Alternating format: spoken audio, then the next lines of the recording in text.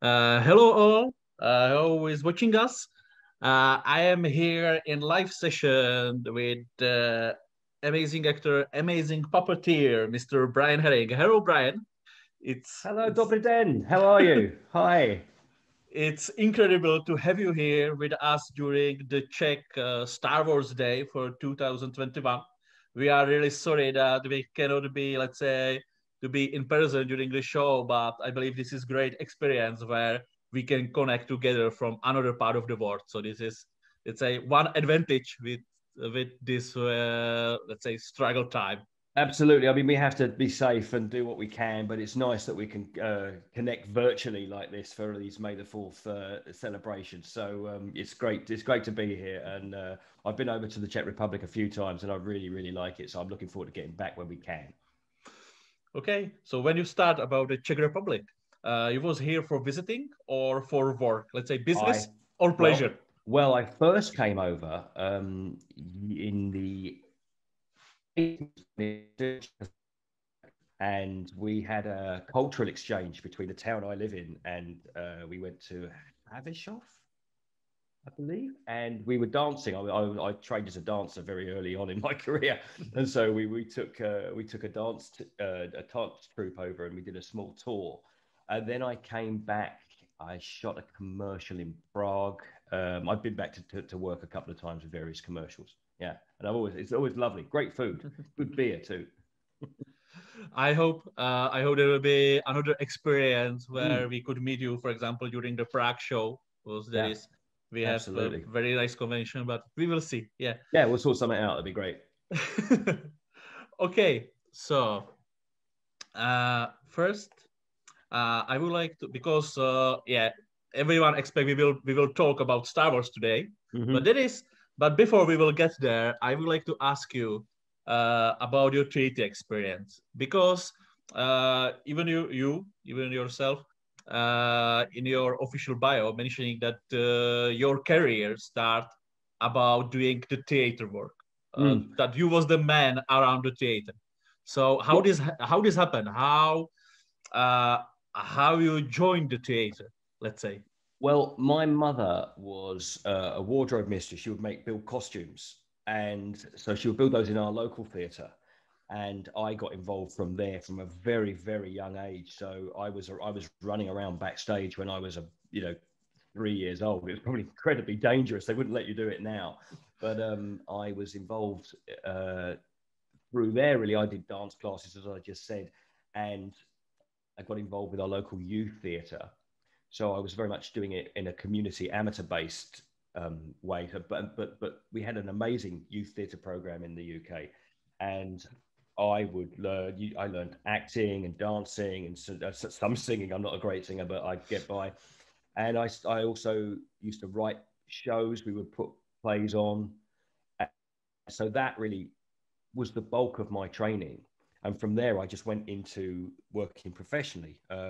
Just really didn't go to a drama school or anything like that. And I just decided I always wanted to be an actor. So from the age of 18, I did some college courses, but from the age of 18, I basically just went out and started working. And I did some small touring productions and a few sort of musicals and things like that. And then from there, I just kept going. I kind of fell into puppetry. I never intended to become a puppeteer at all. It was something that I never thought was a thing. I'd grown up on the Muppets, as you know, as most people of my age at that time had, but I never really thought it was something you could do as a job. So I kind of fell into that quite by accident. Okay, so let's say the family connection and your enthusiasm for theater start, let's say, your career. Okay, Hmm. so as you mentioned, you always wanna become the actor, and yeah, in the UK, as I read, it's common that almost all of actors are growing up from the theater. Does there any specific play you wanna do, or any specific role you always dream to have? No, not really. There were just, I don't know really. No, it was odd because from the point I really decided to become a puppeteer, my focus changed because it sort of. I mean, what I was trying to think. What? No, I don't think there was any. I didn't ever aspire to play Hamlet. I mean, oddly enough, I always kind of wanted to be in Star Wars. I was a fan from being a child. We'll get round to that in a minute, I'm sure. But I kind of wanted to just. I loved big movies, and so to be able to work in big films would have been, you know, an absolute dream come true. So there wasn't sort of, I never, you know, aspired to play Hamlet or be in Guys and Dolls or anything like that. But it was just, I was getting little roles, and I was quite young at the time. So I was about 18, 19. Yeah, I just kind of took whatever came along, really. Okay. And then when here in the Czech Republic, when people mention the puppeteering, mostly they imagine, let's say, the marionettes, you know, right? Classic marionettes. Yes. Your first, let's say, puppeteering job in the industry or in the theater was with marionettes or some different kind of puppeteering, like Muppet shows in the style of the Muppets. What do you remember? What was the, let's say? I do remember I remember my first puppet job. I am not really conventional when it comes to puppeteers, because, as I said, I never wanted to be a puppeteer. It was something that never occurred to me. I remember going to see puppet shows as a child, because our theatre where my mother worked, it was a receiving house. So tours would come in, and there were some great marionette shows that came around. And I remember seeing those when I was very young. But again, I never thought that it would be something I would go and do. And my parents also, later in life, they ran a pub. And I met somebody in the pub who worked on a TV puppet show. And they got me an audition. And at the audition, they'd said, "Have you done any puppets before?" And I lied. I said yes, and I hadn't. A production of the show Little Shop of Horrors. You know, the thing about the big plant, the musical that they did the movie of, that had come through our theatre, and I'd worked on the crew for it. I'd helped to move the scenery, and I'd watched the guy doing the plant, and he was doing all this feed me, and I thought, well, I know how that works. And so I said to them I'd done Little Shop of Horrors, and they said, "Oh, it's very, very different to that." And they gave me one of these giant puppets. The show was a thing called Spitting Image, and it was a satirical puppet show that would have big rubber puppets of, when it first started, it was Margaret Thatcher and Ronald Reagan. And that ran for, I think it ran for about 12 years. I joined it in 1992. And they said, "Oh, it's very different. You have to the soundtrack of the guy talking, and you have to move the mouth in the same at the same time as the voice is going. And they're very heavy, and you've got to do this and that." And then I tried it, and they took me on as a trainee. So I'd gone from never having done any puppets to 6 weeks later, I was on television. And I was convinced they were going to come along and go, "Hang on, you lied to us at the audition, get out." And I'm still doing it. So again, it was something I never really expected to wind up doing. And yet here I am, nearly 30 years later, still waiting to be captured for telling a lie at an audition, you know. So my first experience really with puppetry was on TV. It was crazy. That's quite amazing. Most of the people seen a lot of your work. I mean, still we are not at the Star Wars yet, but there is, I believe, it's one of the most spectacular opening for the Olympics Games. You was part of the Olympics opening for the London. Accredited for puppeteering for this spectacular show. Do you have some funny story, or how you became one of the people who were part of this incredible structure, incredible show you put up there? Well, the Olympics was a strange one, because we were actually going to leave town for the Olympics because we lived very close to the stadium, and we just thought, this is going to be insane. And so I had a friend who was coming from America, and she had tickets to all kinds of the events. She's Olympic crazy. And so we said, "Well, look, you can use our flat. You can stay in our place." And we were just going to go away. And she said, well, you can stay in our, in our place in New York. And we're like, great. And then the prices of the flights were just huge. We thought, well, maybe we can't do this. So we sort of said, well, we'll stay. We'll stay. It'll be fine. And we'll just let them have the flat and we'll find somewhere to be. And then I get a phone call. I was doing an episode of Doctor Who. And I had a phone call from another puppeteer friend of mine, Rob Tigner. And he called me up and said, this was about 6 weeks before the show. They'd already gone into rehearsal. And so 6 weeks before the show? Yeah. Oh, my God. And they've been rehearsing, I think, for 6 weeks. And he called me up and said, look, we need somebody. Do you want to be on the Olympics? And I said, well, hang on, let me make a call because I think we're going to be away and this sort of thing. So I phoned my girlfriend and I said, I've just been offered a job on the Olympic opening ceremony. Should I do it? Or are we going to go away? And she went, are you crazy? When else are you ever going to get the opportunity to go and be in the Olympics? Of course you're going to do it. Just bring him back and tell him yes. So I called Rob back and said, yeah, that'd be great. And he said, can you get here Sunday? So that was like Thursday. I was in Wales doing the Doctor Who thing. And we finished on the Friday. I came home that Saturday, then went down there Sunday. And I had to send them photographs and all this sort of thing. So they had an ID ready for me. Excuse me.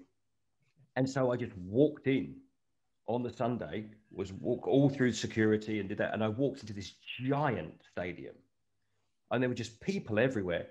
And from then on, I was part of this insane show. I mean, we didn't quite know how big it was because we would rehearse. We did the part with all of the giant puppets that come out of the beds during the whole sequence with the nurses for the National Health Service. And that was our bit. We did that. But we would see other people coming in and out, especially on Sundays, because there were a lot of people involved in that show that were volunteers, that were members of the public who just wanted to be involved. So we never really saw what the other teams were doing until the Sunday of the show, the Sunday of the technical rehearsal, where they had all 4 of the big pieces together. And suddenly this thing started, and we were like the second or third piece. And this thing started, and there was like a big field, and there were people with sheep and balloons. And we thought, what's going on here? And we just watched this opening thing change. And then we realized that through that whole show, there were 7,500 people involved in the performance. And it was insane. I mean, but we were there rehearsing all the time. And the rain was something that I remember because we would have to pack this giant Voldemort puppet from Harry Potter, which was the thing I was involved in. There were 12 or 14 puppeteers involved in the one thing. And so we would pack it down at night, but it would rain and this thing would just get wet. And it was just this big, it's like trying to pack a tent away in a force 10 gale. It was hateful. But the show, the day of the show came around, the sun came out. It was a perfect night.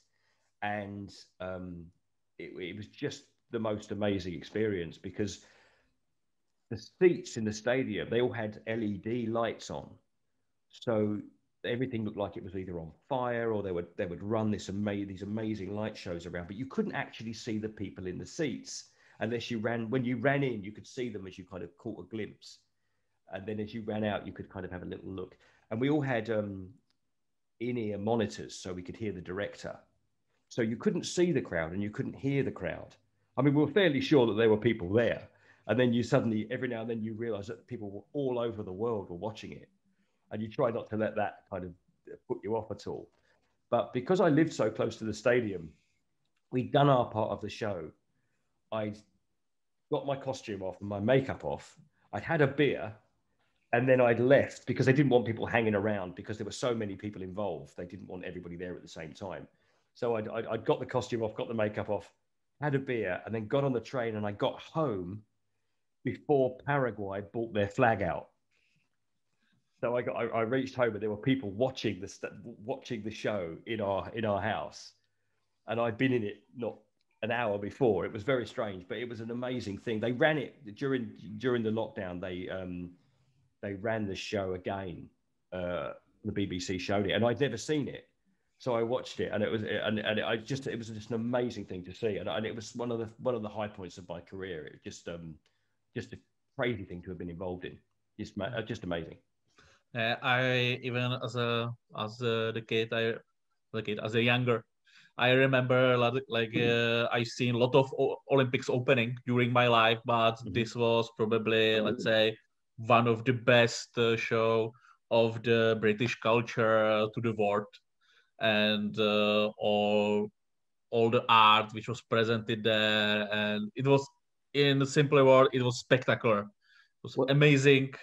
And I still remember about it. There are the highlights with the Queen, with the Daniel Craig. Yeah, oh, it was amazing, amazing. And again, a lot of that is down to Danny Boyle, the director, who is just an absolutely wonderful man, because he was doing that show and shooting a movie at the same time. Oh my God. So he would shoot a movie, I think, it would be Tuesday, Wednesday, Thursday on the film. And then Friday, Saturday, Sunday, he would make the show for the Olympics. And he would be directing from a box somewhere, looking down on the whole thing. And then at lunchtime, he would come down and he would find people, find volunteers, and he would talk to them and just say how, you know, how much he appreciated people being involved, and he would sign autographs. And he's just he's an amazing guy. Yeah. I would like to ask, during your performance, did you have some, let's say, artistic freedom, let's say, to do what you want with the puppet, or there was strictly what each gesture, everything needs to be exactly synchronized in on the second? Yeah, I mean, because it was, I mean, you are looking at each other, but because it was such a big puppet, you couldn't actually, if people were on the other side of it, you couldn't see them. So we rehearsed it as much as we could. And because it was so big as well, that a lot of the time they never fully had it up and running. In fact, I think we only ever had it up and running maybe 3 times before the actual show. I mean, there were bits of it we could work on, but because there were so many people involved, and it was technically, it was flown from a giant crane. So there were so many moving parts in that show that we only had our full rehearsal 3 times. So we had to know where everybody was going to be, and we just had to do what we were told to do at the time, because it was part of such a huge performance that you couldn't really change what was going on. I mean, on one of the rehearsals, it did rain very badly, and the whole of the arena became like a skating rink, if you will. And I had boots on, and the wind caught the arm of the Voldemort thing. So it was going, and I put my heels down, and I remember skidding along. And actually, I didn't go over, but it was like when you have a giant kite.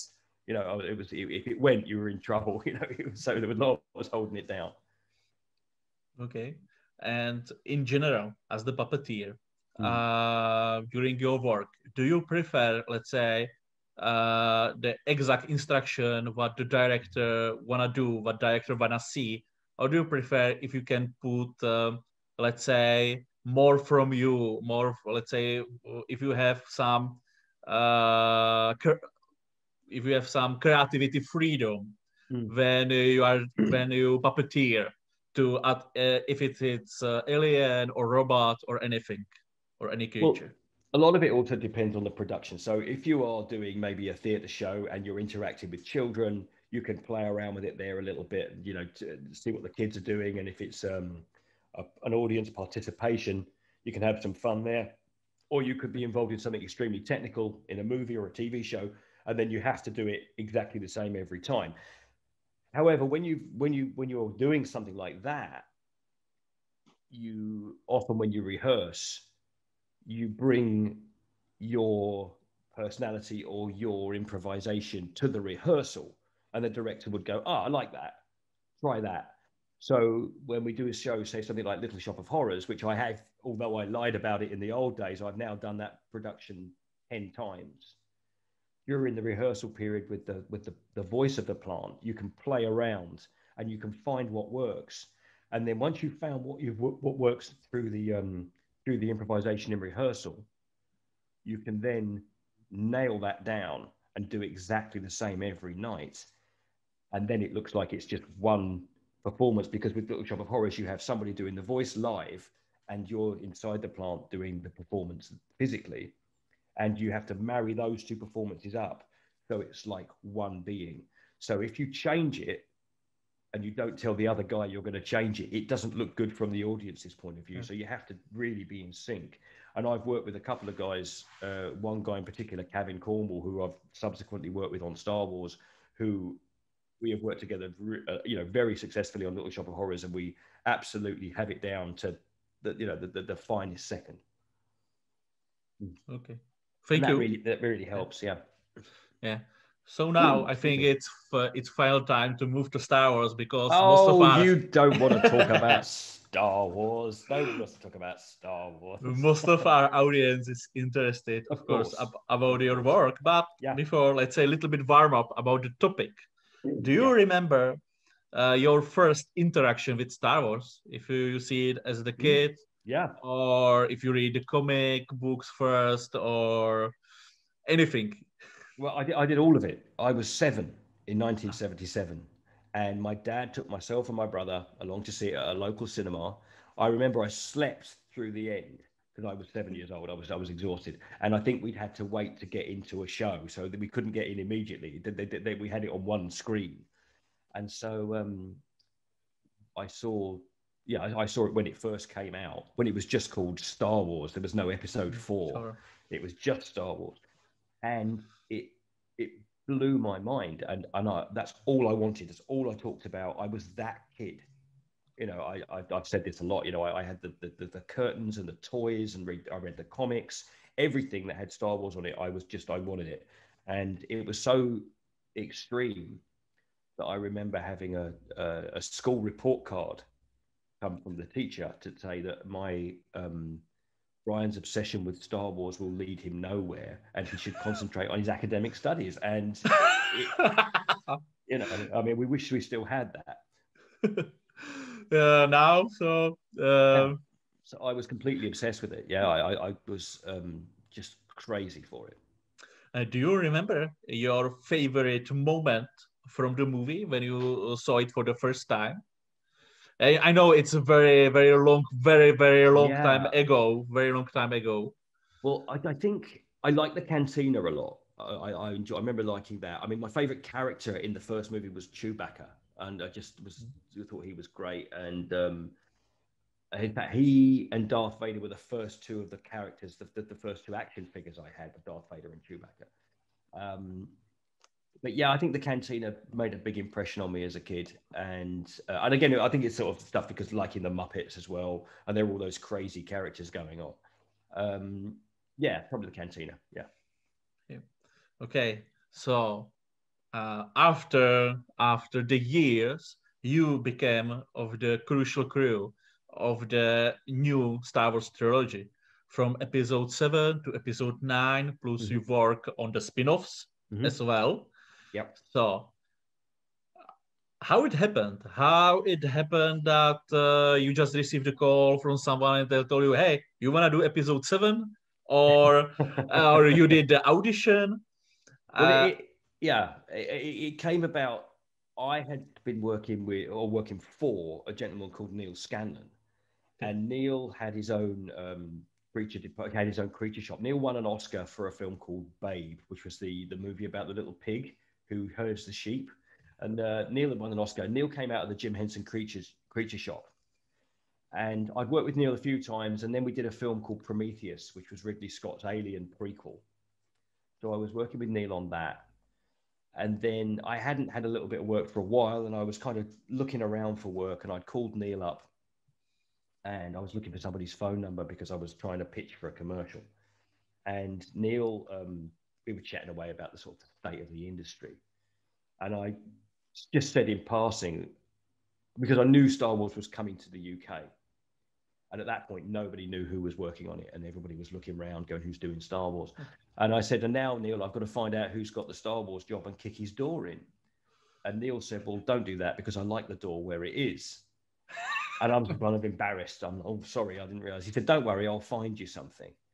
And he said, yeah, we'll sort you out for something. And then, cut a long story short, he made me the puppeteer consultant for The Force Awakens, which meant I was going to be on for the whole of the job. And I was going to help him and his amazing crew work out how to put people into creature suits, how the puppets would work, and just generally be there as a kind of a performer a department performer that they could just say, is it possible to do this? Or how do you think we can play around and put two guys into this back to back? Would that work? And will you help us find all the performers and that kind of thing? So I was on that job for 16 months, which as someone who works as a kind of a freelance or actor or performer, you very rarely get jobs that long. So it was an amazing gig. I was there from the very beginning. There was about 7 people in the creature department when I joined, right the way through principal photography. And I left just before post-production. So I was there for a long time. It was amazing. So when Mr. Scanlon told you, like, I will find you something, you did the consultation. Did you expect you will be, let's say, puppeteering one of the, let's say, the best character of the new trilogy? I mean, this guy. Yeah, not at all. I went in initially, I thought, well, because I used to go to conventions and that kind of thing, and I was a massive Star Wars fan, I thought I'd really like it if I could be in a suit and be an action figure. I'd love to have a plastic action figure of me. That would be really cool to have that. In fact, there is the fun Lego figure of you. In fact, there's a fun Lego figure of me. I mean, there is actually, weirdly, I was, before the BB-8 thing happened, I was originally going to be Sarko Plank, which was one of the Jakku residents, and he was one of the very early action figures. So that action figure is actually a scan of my body. Oh, nice. But I didn't play it in the movie. So they had a guy in Abu Dhabi play it in the film, because by that point I was quite busy. So I initially went in there and I started doing tests for a puppet version of Maz Kanata. So that was originally, I was kind of going to be involved in the puppetry for that. And then that went digital. But while we were working on that, these drawings of this little round robot started coming through, which I think was called Snow Globe. I think its code name was Snow Globe or Snow Girl or something like that. So I started off with a gentleman called Josh Lee.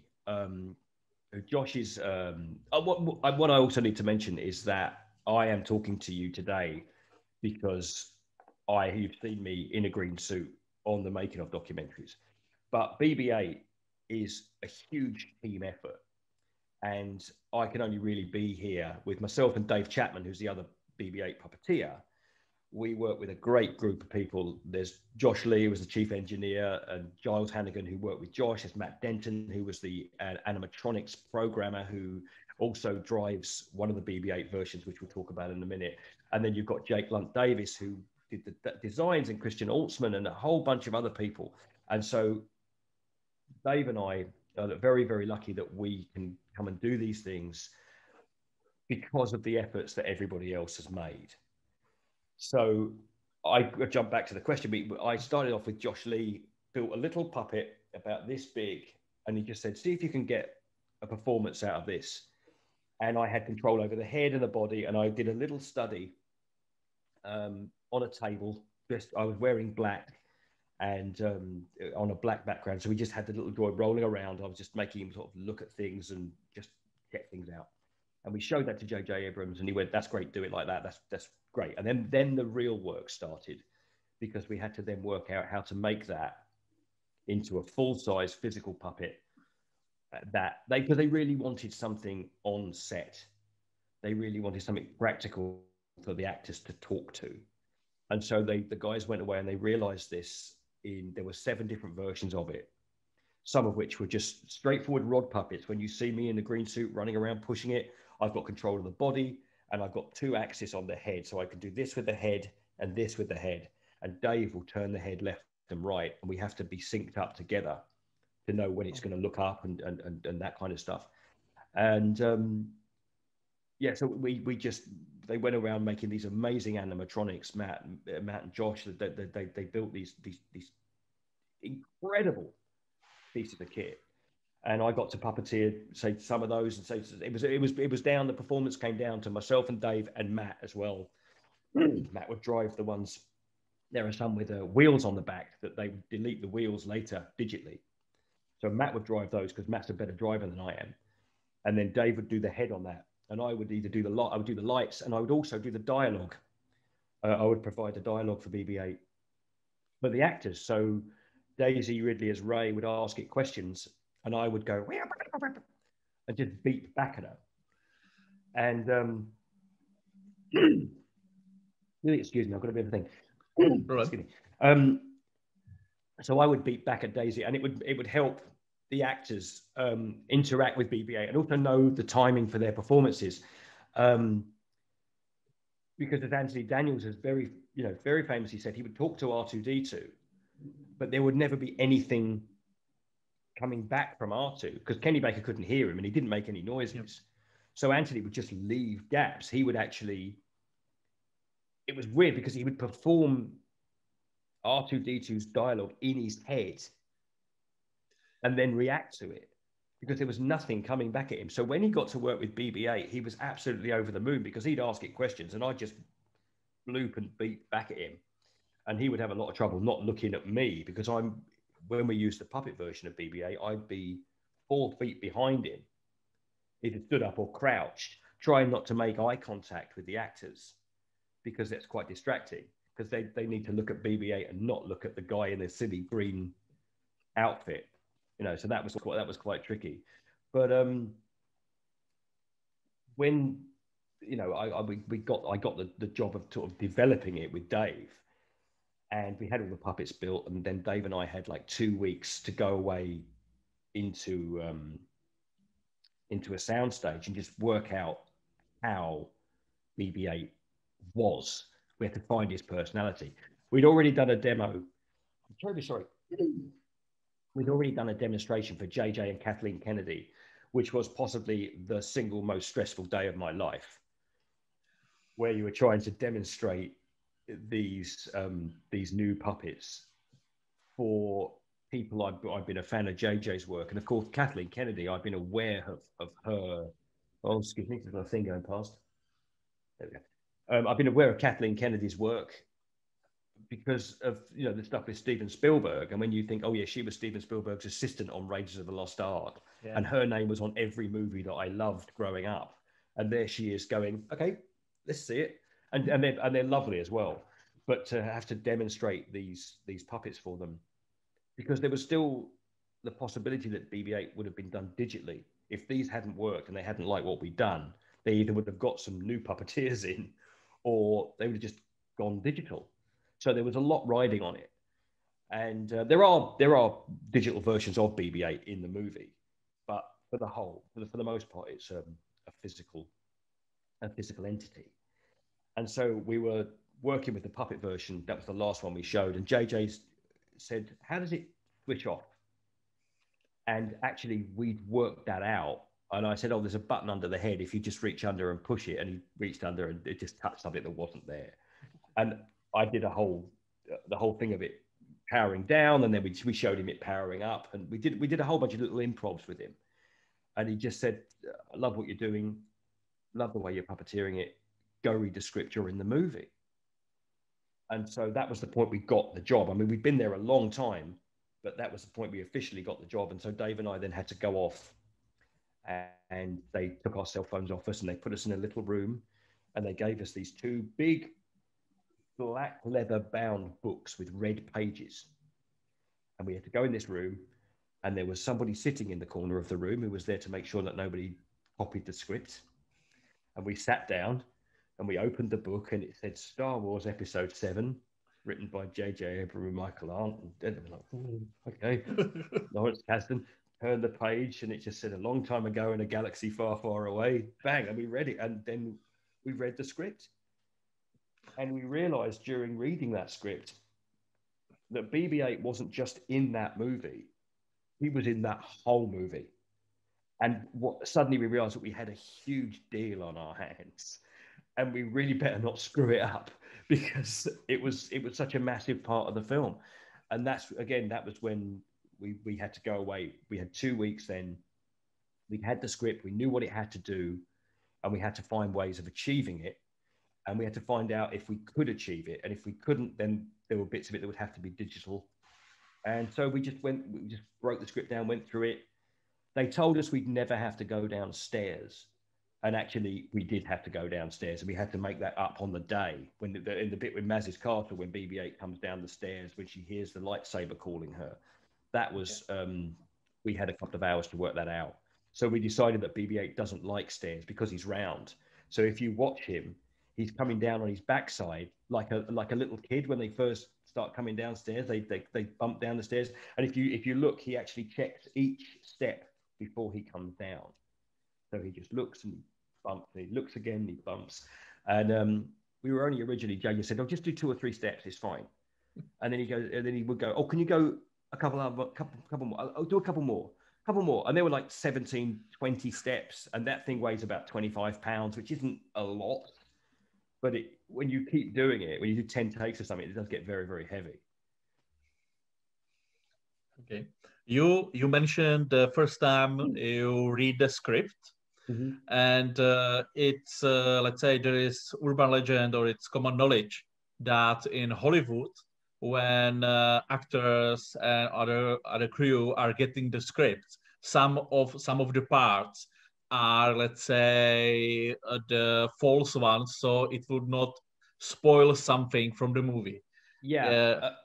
I'm just trying to think with Force Awakens.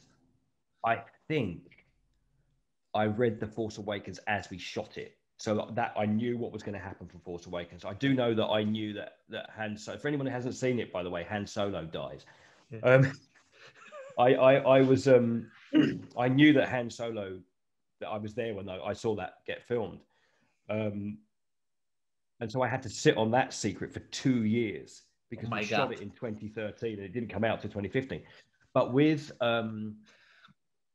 The Last Jedi, again, that was I read that as well, and we shot that as written. But with the final one, with the Rise of Skywalker, the one I read and the one, this was very early on. There were definitely 2 different scripts, and I read the one for I didn't have full red security clearance for that. I read all my bits, and there was a point where there was the scene where BB-8 is on the Star Destroyer and he comes and unlocks the hatch, and they throw the grenades in at the end. That scene had changed, and I hadn't read it, and I needed to read it to prep. And they're like, "Well, we can't really show you the script today. We've got a lot of people around." And so I said, I'd have to see it because I have to know what we're going to have to make this thing do, and if we have to put any special bits and pieces. So the script supervisor went away, and she handed me back some pages. And I read the first bit, and the scene went across 3 pages, and it's cut in between different scenes. And I turned it over, and it said Darth Sidious in the next page.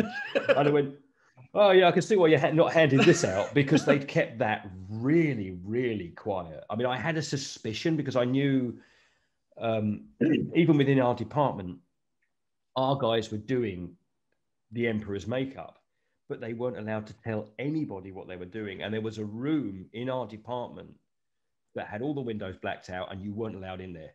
That's just it. You weren't allowed in there. And I'd been working on those movies since 2013. So I've been there for 6 years nearly, and they wouldn't let me in. So so it's like Dave Filoni is saying there is the trust tree, and there is the part of the trust tree, and there is the garden, and there are people on different levels. Totally. That means even you are in the crew, even you get the clearance, even did you prove already, it still doesn't give you clearance to everything. Absolutely. Yeah. There was one day in particular that I needed to speak to somebody about something else. And I went to the outdoor set where they did the lightsaber fight with the waves. And that must have been horrendous. We were watching them film a lot of that. And it was just Daisy and John on these raised platforms in a big green outdoors, just having water thrown at them all day. And it wasn't very warm. And it was cold, right? Yeah, it was incredible cold day. Hateful. And so, I mean, just goes to show just what a professional Daisy really is, and John, not John, sorry, Adam Driver. And they wouldn't let me onto this set one particular day. And I'm like, I have to see it. Said, "We'll go and get him. You can't come in." And I went to see the movie, and I sat down, and I suddenly realized why, because that was the day that Harrison Ford was on, and I didn't know he was there at all. So it was that was like, oh, that's the day I couldn't get onto set. Yeah, so there, yeah, the trust tree is very true. Yeah. Okay. You mentioned the interaction with Anthony Daniels. You mentioned that you were a fan of the Chewbacca. Yes. So how was for you? Because with episode 7, you had the opportunity to work with Peter Mayhew, and in fact later with Jonas Suotamo. Yeah. So how it was for you to meet the most favorite character during the time? Did you meet even before during some convention? Or... I hadn't met Peter before. No, I mean it was so Force Awakens was kind of a hybrid of Peter and Jonas, and so Peter was around a lot, and he was very much advising, and there was there were shots with Peter, so it was very nice to meet Peter, and I became very friendly with Jonas. But I remember seeing the day they shot Chewie We're Home, so I was there for that as well, to see Harrison Ford and Chewie just come into the Falcon. Come into the Falcon like that it was an amazing day. It was goosebumps. I mean, there were people who don't normally come to set that were just kind of crammed around monitors that day. That was really special. Yeah, it was great. So it was weird. So you sort of meeting Chewie and then also getting to do the scene with R2D2 and C3PO, because it was very much like being asked to join Laurel and Hardy. A great double act has asked you to come along and play, and I didn't take that lightly at all. And it's been an amazing experience in that respect to work with your heroes, to meet Mark Hamill, and to be around Carrie Fisher as well, and Harrison. It was just wonderful stuff. Yeah. I noticed you did some shows with Mr. Anthony Daniels as well. So I assume you become as well the close one as a friend, it's possible to say. Yeah, that's been a very lovely and very, again, a little surreal. I hear from Anthony quite often. And he wrote a book year before last, which is a good read if you've never read it. It's C3PO. Yeah, and he was doing a big launch for that for the London Literary Festival. And they had a celebrity lined up to interview him, and the celebrity pulled out. So they phoned me and said, will you go along and will you interview Anthony Daniels? And we did 90 minutes, and we had such a blast. I mean, we hope we can do something like that again, because we just really had a good time.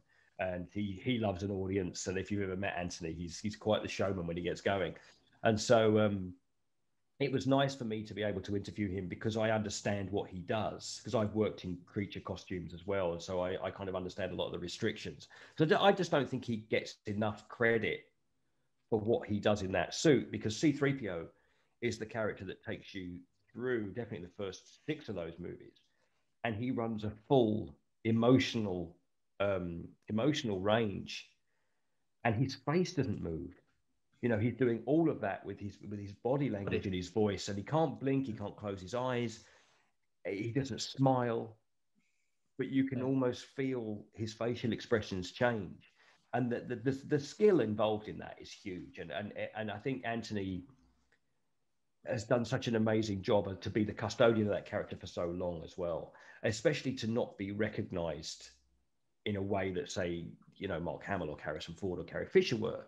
And he was, very much involved in all of those movies, and he had a huge part. And so it's nice now to see that this far down the line, people kind of are starting to recognize, just how much of a contribution he gave to Star Wars. And he makes me laugh a lot. I think he's funny. So in fact, you have, let's say, some internal droid gang. Yes, we do. Yeah. Yeah, it's funny because myself and Dave, say we see Anthony socially, and we also I'm very great friends with Lee Towersey, who is one of the 2 members of the R2D2 Builders Club, which again I don't know if you've got one in the Czech Republic. We don't have R2D2 builders here, but we have some BB-8 builders, which is like, let's say, like sisterhood group which evolved. Completely. And so you probably all know this story anyway, but Kathleen Kennedy, Oliver Steeples, who was the other guy who built R2, he doorstepped Kathleen Kennedy at Celebration and said, in Germany, and just said, if you need droids for your new movie, we'll build them. But 6 months later, And they are. And so Lee gets this job, and he just turns up at he turns up at Pinewood Studios, and he's got this job of building R2D2 for the new movies. And he's not built. He's built R2D2, but he's never worked on a film before. So now you've got these two fans, three if you count me, but you've got these people who are fans of the movie working on the movie. And Lee and I have remained, very, very close friends ever since. And then also we see a lot of Hassan Taj, who's the little guy they brought in for the Rise of Skywalker, and he was R2D2 for the final movie. And also we have Lynn Robertson Bruce and Robin Guyver, who are people we work with very regularly, who play Dio. So we all kind of know each other. So there's this little gang of droid people that it's quite fun. It's quite a sweet thing. But maybe what our viewers doesn't know, that you are not only the puppeteer in the Star Wars movies, but we can even see your face in Star Wars Episode 8. Yes, I wound up. I wound up. We were doing the Last Jedi. I mean, I had actually been already in Episode 7, and I was filmed on for Rogue One, but we got cut out because sometimes if you're puppeteering something, you can't necessarily be hidden. So they'll sometimes put you in a costume, and you can be doing something without it being obvious, without really slowing it down, that you're puppeteering something. So in The Force Awakens, in Maz's castle, there is a table. And on that table, there are these balls, these strings of balls that are fighting each other. And there are people standing around it going, get it, and just banging their fists on the table. But actually, we had green rods from our hands, and we were puppeteering the things that were on the table. And then they just removed it later. So you can see me, I'm wearing kind of like a gas mask and a big red turban. So that was my first appearance. And then in Rogue One, there were a lot of us in flight uniforms or technicians uniforms with remote controls, just making things work in the background. So if the camera drifted past us, we'd have the sort of the controls kind of hidden down, and we'd be pretending to do something while there was something else operating over the way. But for The Last Jedi, we were on set one day, and our script supervisor, Lorna, was wearing a First Order officer's uniform, and we're like, what's this? And she went, oh, I'm in the movie. And we're like, we didn't know that was a thing. Oh, we'll have some of that. So I sidled up to Ryan Johnson, and Ryan has got a great sense of humor. He's good fun, Ryan. And I said, Ryan, I said, there's a Star Wars tradition that I'm trying to start, that we, myself and Dave and the BB-8 people, we're in all the movies. We should be in the movies. He went, you want to be in the movie? Fine, you'll be in the movie. And so we had to go away and work out with Neil when we weren't going to be used and that sort of thing. And so suddenly we're soldiers on crate. And I get called to the front of the line because all the extras are there. And we get called up to the front with all the stuntmen. And Jamie Christopher, our first assistant, went, you act, don't you? I said, yeah, I've done a bit. He said, right, we need you to be right at the front shouting orders. So they put me in the place, and opposite me is a gentleman called Kevin Jenkins, and Kevin is working for ILM. He wanted to be in the movie as well. So there's myself and Kevin Jenkins, and then Dave is stood just next to me, handing binoculars to Matt Denton, who is standing up on the up on the gantry, looking out of the trench there. Josh Lee was down there as well. Gareth Edwards was in that scene. Yeah. Our first assistant, the guy who goes salt. That's Matthew Sharp. Matt was our second assistant director. And everybody that day was just dressed as soldiers. But luckily, I got a great big close-up. So if you jump through to the movie, when you see the camera come into the trench, that's me on the left-hand side. The right-hand side of the screen, just screaming orders. And we had a really good time, actually. And then from then on, I was in Solo. I was in a creature costume for Solo. I'm standing behind Lando in the Sabacc match. It's kind of a parrot-faced, lizardy thing. It pats Lando on the shoulder.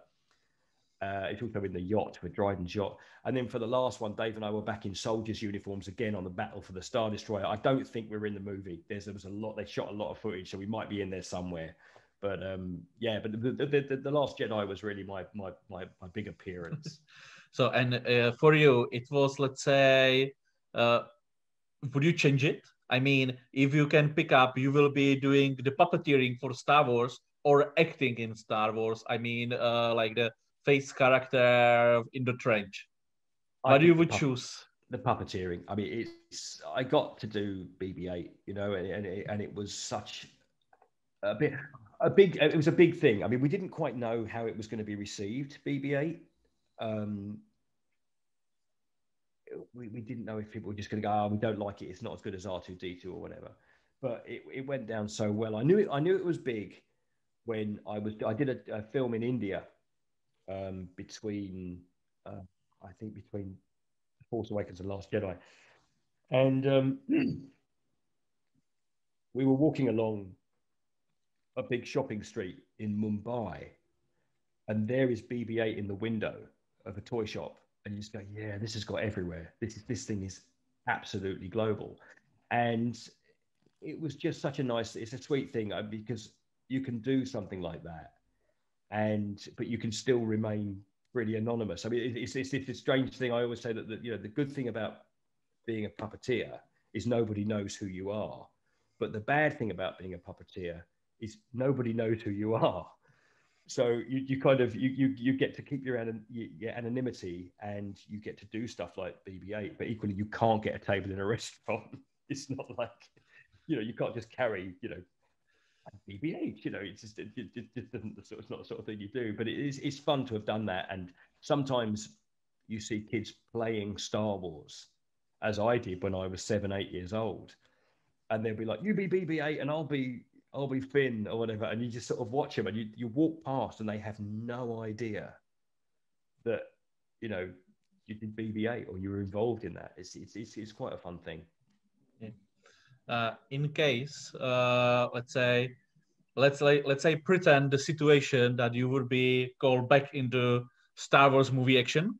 Okay, is there any special character you would like to puppeteer besides the BB-8, which you didn't have, let's say, offer yet to puppeteer?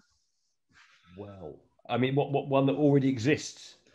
Yes. Like a legacy character? Yeah, like a legacy character. Okay, well, really, the one thing that I wanted to do, and I never got the opportunity to do, and I don't know, and I have no knowledge of this at all. So don't suddenly someone jump on a website and say, Brian Herring said this is happening, because I don't know. Yep.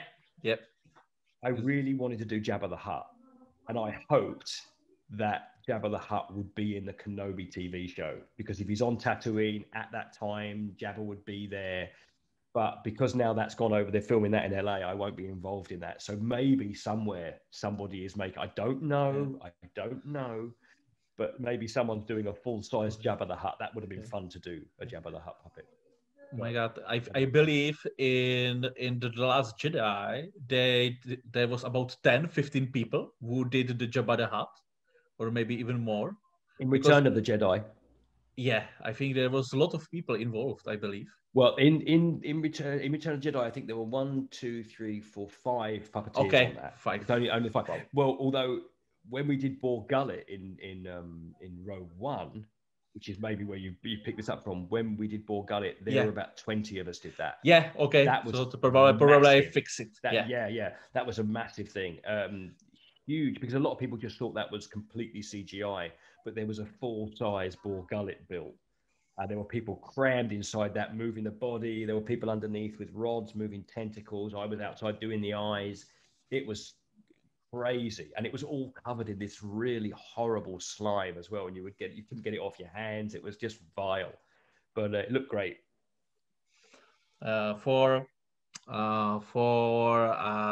Do you remember your last day on the Star Wars on the set? I mean, there is a lot of background shots about when it was last shooting day for Anthony Daniels, when it was for Daisy Ridley, or for Oscar Isaac. How was the last day for you on the set on the Rise of the Skywalker? Well, we had 2 last days on the Rise of Skywalker, which is strange, because with every movie you get some pickups or some reshoots. So we did a last day, and I think our last day on the Rise of Skywalker, I think because we were very, very busy, the Rise of Skywalker one just kind of passed by, really. We just sort of finished and went, oh, okay, that's us.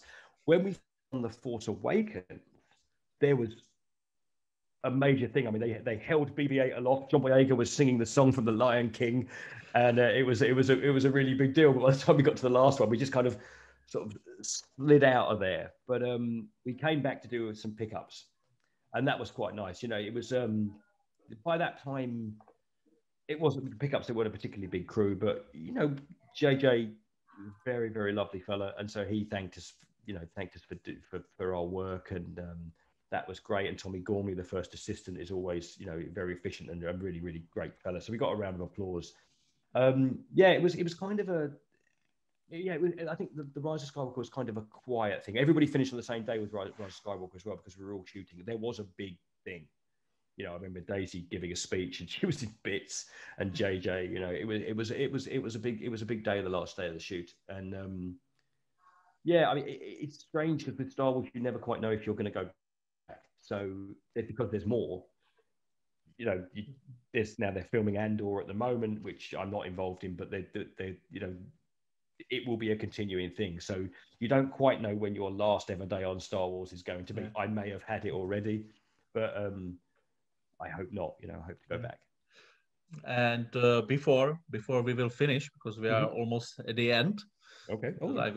I would like to ask, of course, there was a lot of debate about the appearance of late Carrie Fisher in the Rise of the Skywalker. Yeah. But you had already probably opportunity to meet her during the episode 7 and episode 8. Yeah. Do you have any very nice memory about, let's say, our princess, which you can share? I mean, Carrie Fisher was amazing, actually. She was good fun. I mean, she was who she was, and was completely unashamed of that. So Carrie would have good days and bad days, and you know, when she had bad days, she would continue to work, and you know, she would have a little bit of trouble. But on the days she was on form, she was so funny. And she was a huge amount of fun. I remember on I think one of the last days we worked with her on the Last Jedi, she was just entertaining the extras, and she had a cane. I think it was part of Leia's outfit. And I just remember standing on the set going, "You got the Force, she got the Force, I got the Force, we've all got the Force," and it was just like, what is she doing? But she was huge amounts of fun, and Princess Leia. You know, whichever way you slice it, there she was. And it was nice to see her working with her daughter as well. And Billy was a huge amount of fun as well, and very much carries the same energy as her mum. And she was just great fun. I think I saw her at a convention in Canada after we wrapped on Last Jedi, and we had a quick photo. There's a great photo of me and her and Gary the dog, and she wrote me this. She sent it to me via my agent. Actually, she wrote me out a whole photo, a picture of her, which she signed for me, and she just wrote something like, "Thank you so much for bringing Gary's favorite chew toy to life," because I think Gary's got a BB-8 chew toy that he just used to maul all the time. So I've got this lovely personalized photograph from her, and she was smashing, absolutely smashing. Okay, so with this nice funny memory, Brian, I would like to thank you for your time. Thank you. My pleasure. That you was able to join us for Star Wars Day 2021 in Czech Republic. We really appreciate. I hope we will meet in the person as soon as possible. As soon as we can, yeah, absolutely. I just want to say to everybody, stay safe and look after yourselves. May the 4th be with you, and ahoy. Thank you. Thanks very much.